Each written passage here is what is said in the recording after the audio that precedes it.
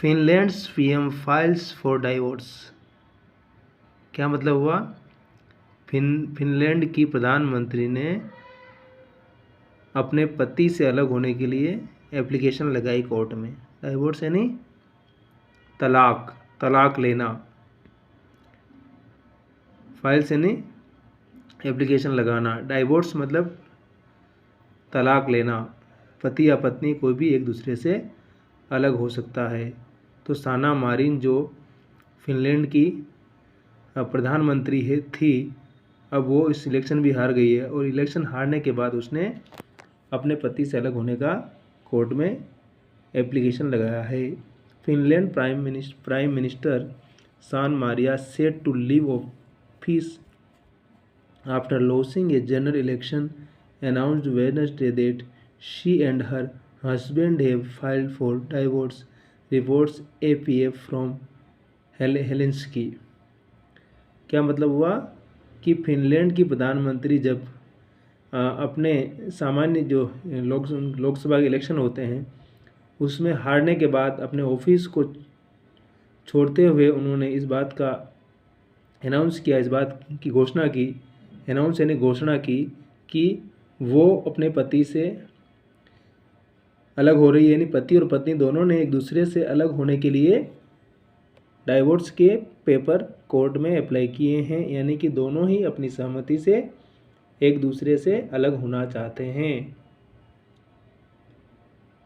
General election में हारने के बाद उसने वेडनेसडे यानी बुधवार को अनाउंस किया कि वह और उसका पति दोनों एक दूसरे से अलग होना चाहते हैं।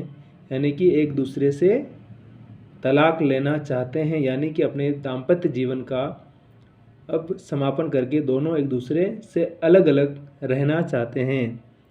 We have filed for divorce together.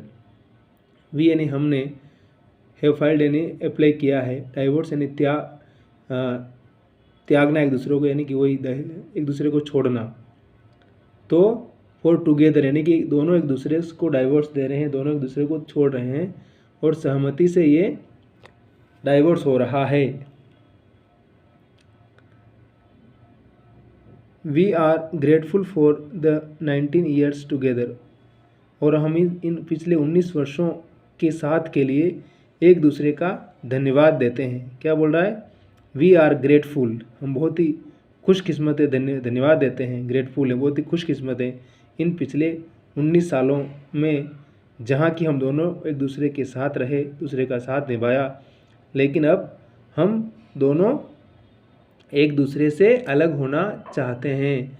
Marin said in an Instagram story. अपनी इंस्टाग्राम स्टोरी जो है, सोशल मीडिया जो जानते हैं हम लोग, उस इंस्टाग्राम पर उसने अनाउंस किया कि हम इन पिछले 19 सालों के पारिवारिक जीवन के लिए एक दूसरे का शुक्रगुजार हैं, एक दूसरे का धन्यवाद ज्ञापित करते हैं, लेकिन अब हम दोनों एक दूसरे से अलग होना चाहते हैं।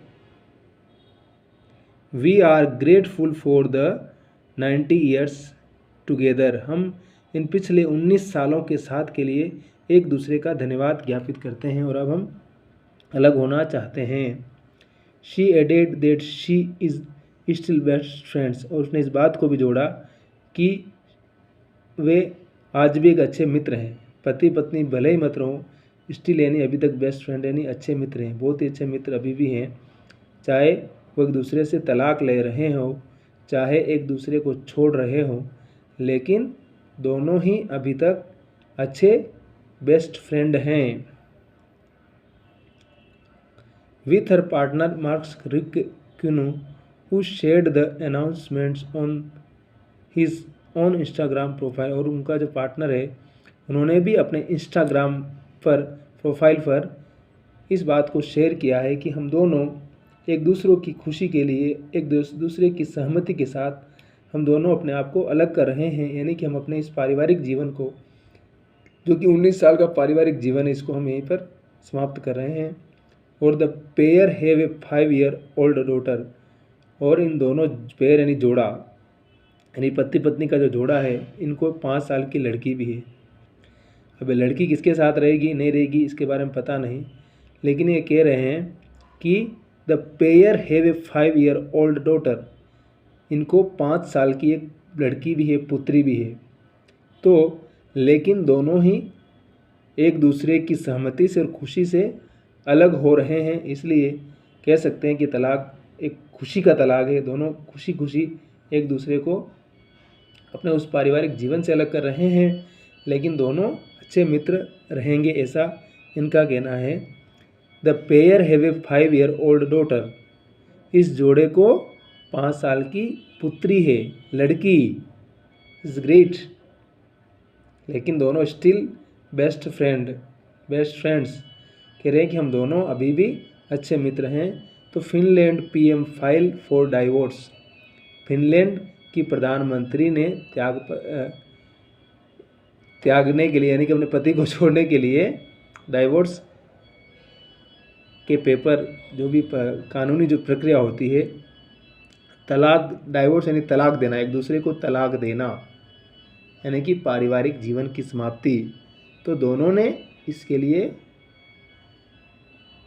कोर्ट में अर्जी लगाई है।